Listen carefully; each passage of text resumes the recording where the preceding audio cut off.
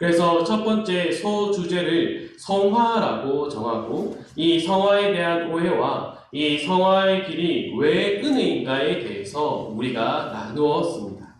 다들 기억을 하시겠지만 제가 간략하게 정리를 한번 해보도록 하겠습니다.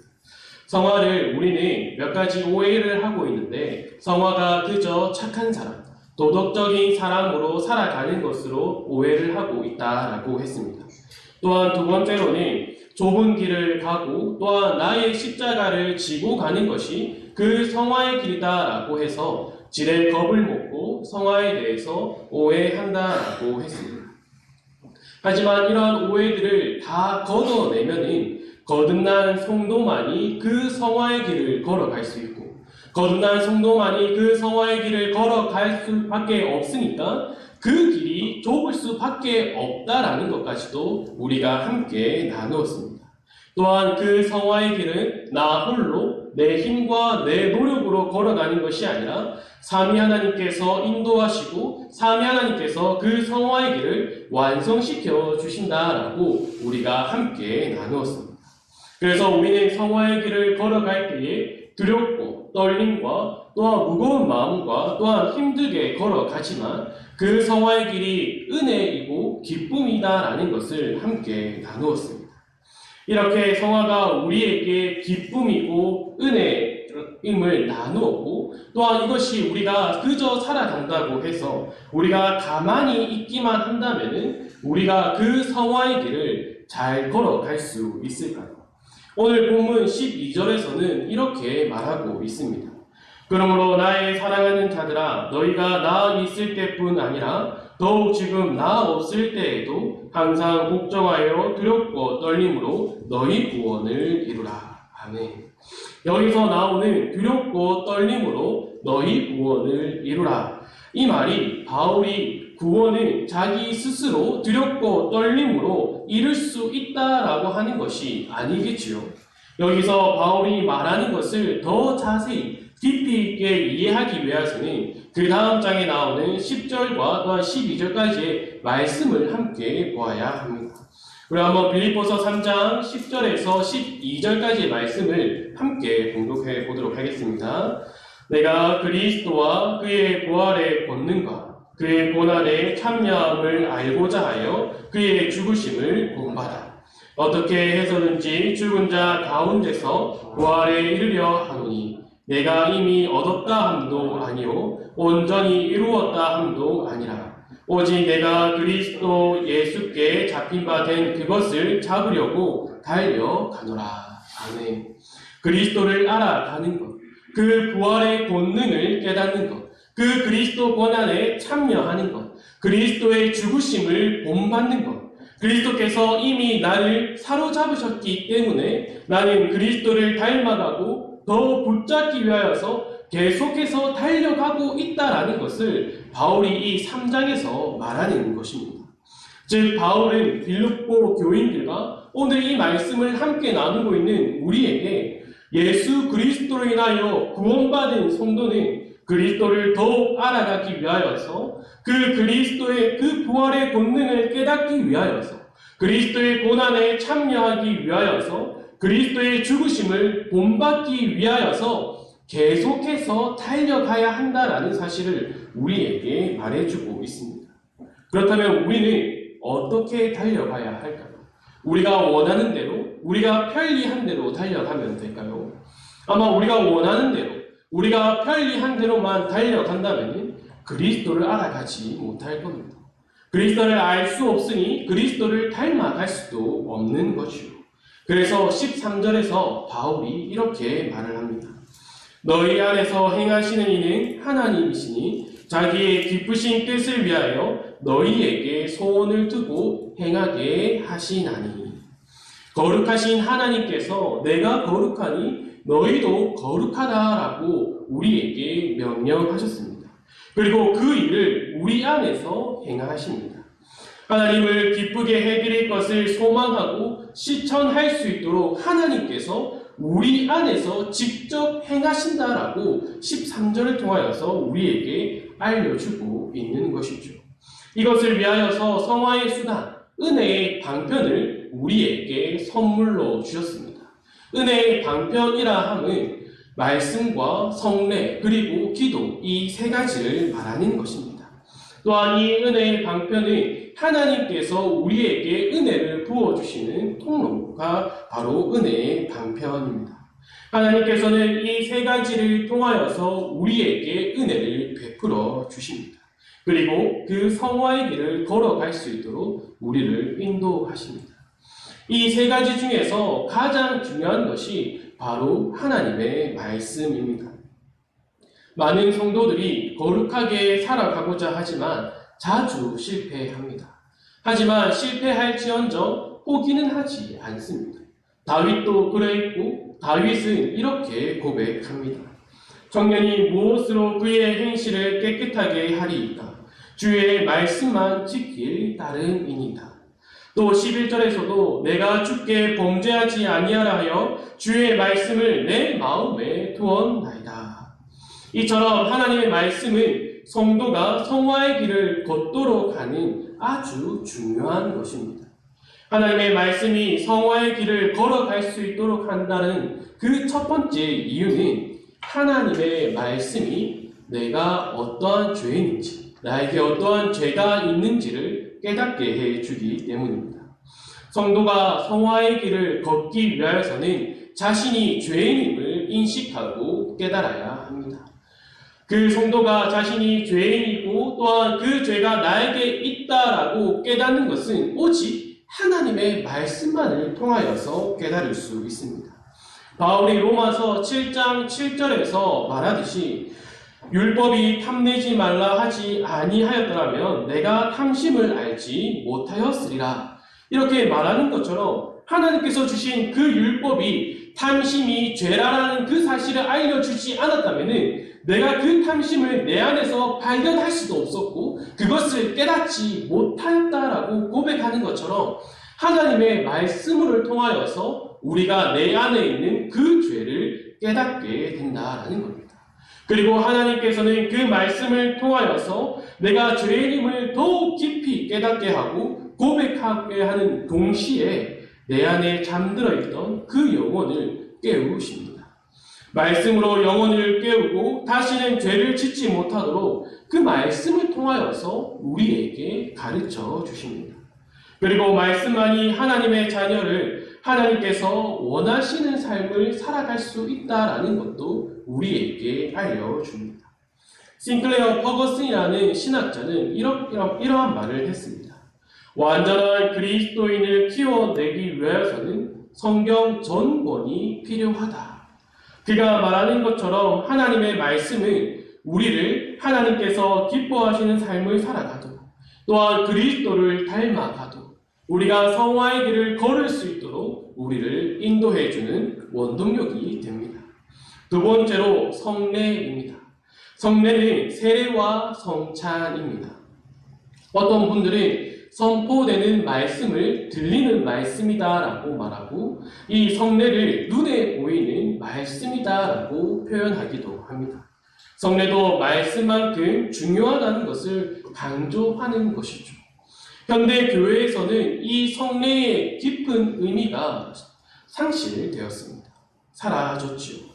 4주 이상 교육받은 사람은 다 세례받게 하고 또한 세례를 받고 난 이후에 믿음이 생긴다라고 말을 합니다. 그리고 떡과 포도주를 나눌 때에도 아무런 감격이 없는 것이 바로 지금 시대의 모습입니다.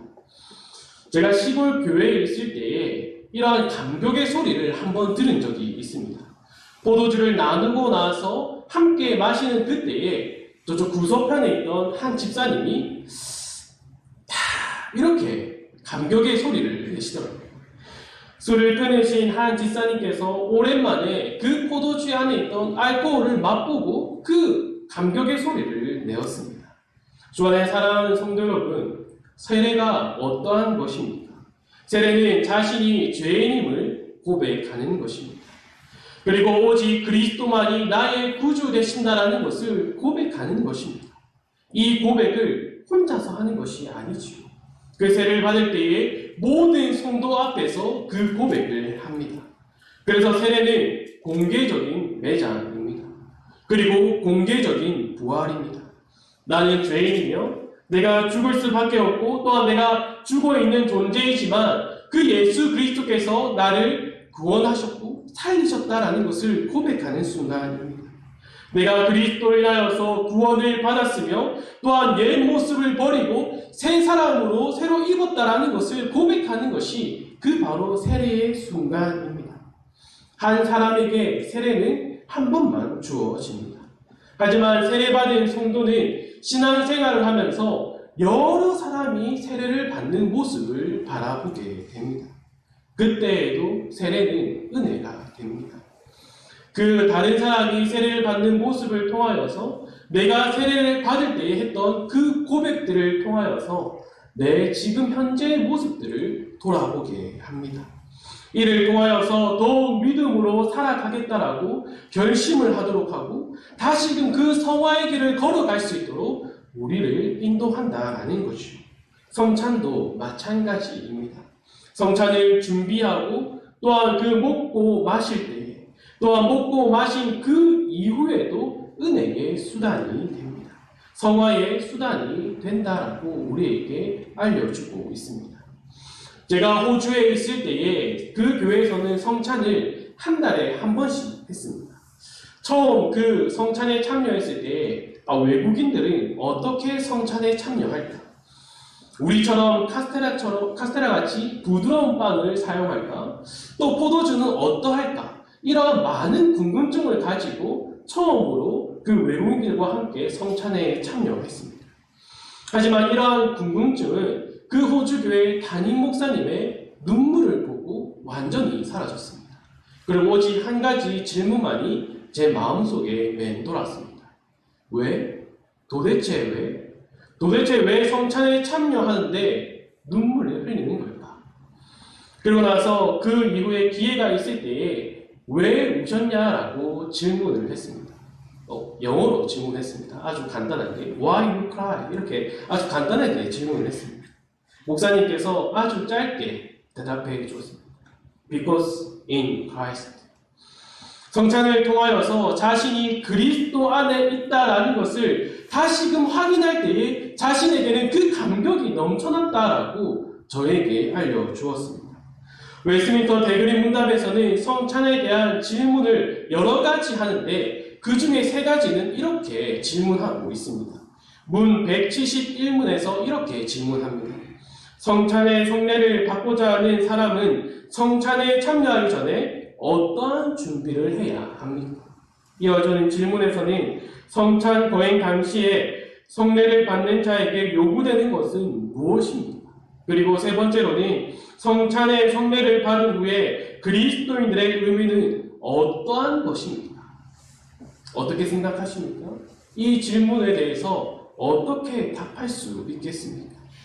저는 성찬의 의미를 모를 때는 그저 성찬에 참여했습니다. 아무런 감격 없이 떡과 포도주를 나누며 그 시간에 참여했습니다. 하지만 이제는 그 성찬의 시간이 아주 큰 은혜로 다가옵니다. 우리는 성찬을 준비하면서 자신을 돌아보아야 합니다. 자신의 죄와 부족함과 또한 하나님의 아는 지식이 얼마나 부족한가 이것을 우리는 돌아보아야 합니다.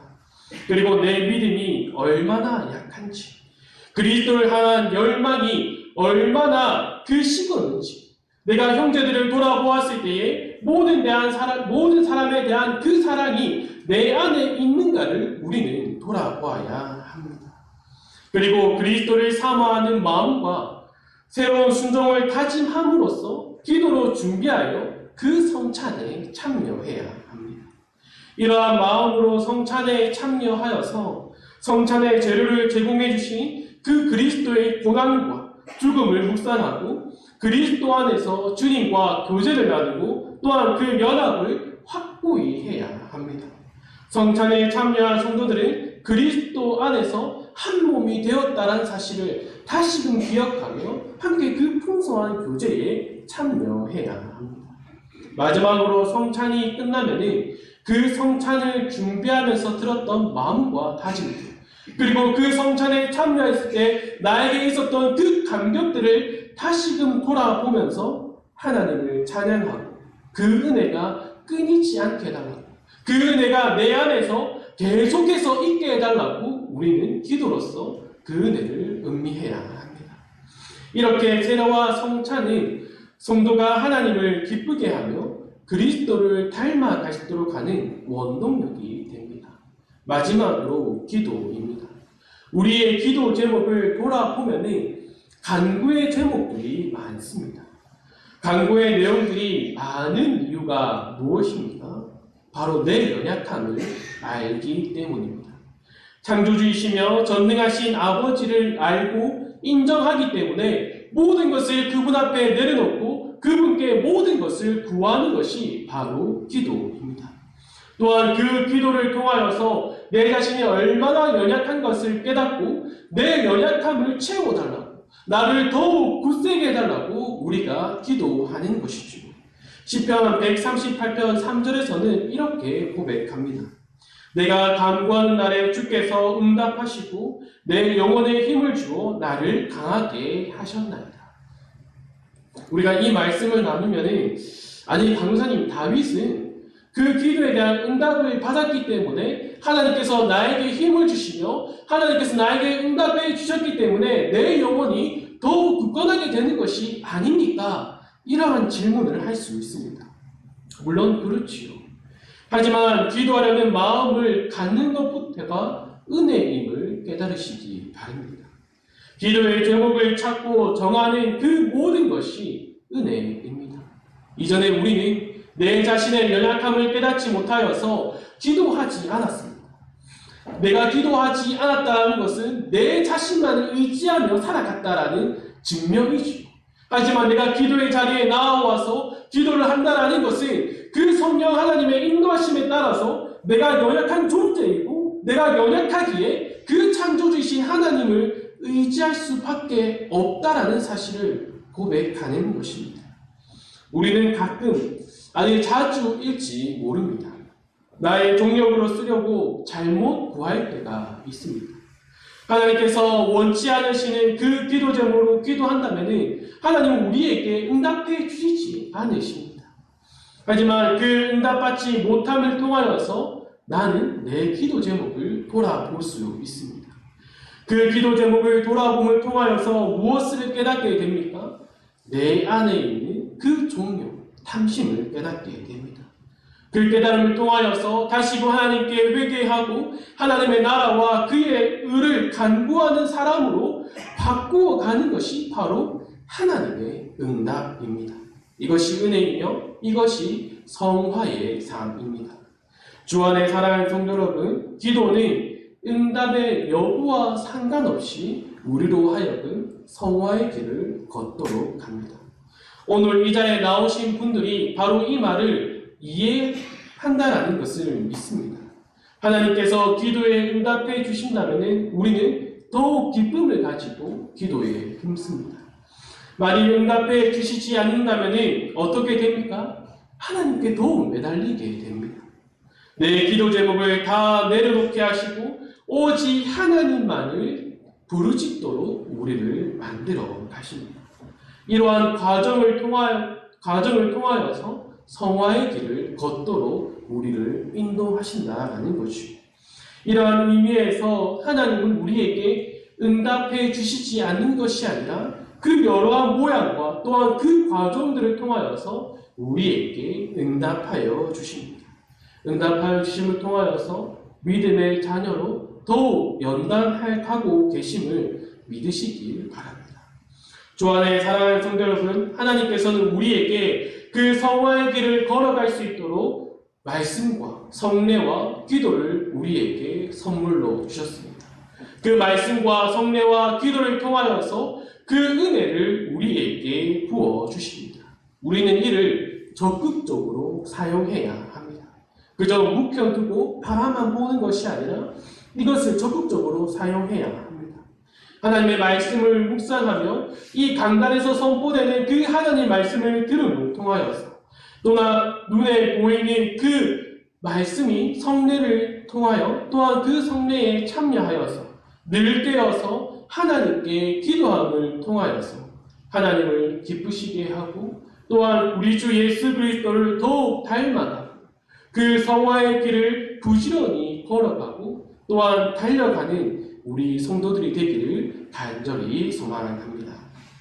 우리 함께 찬송가 94장 함께 찬송합니다.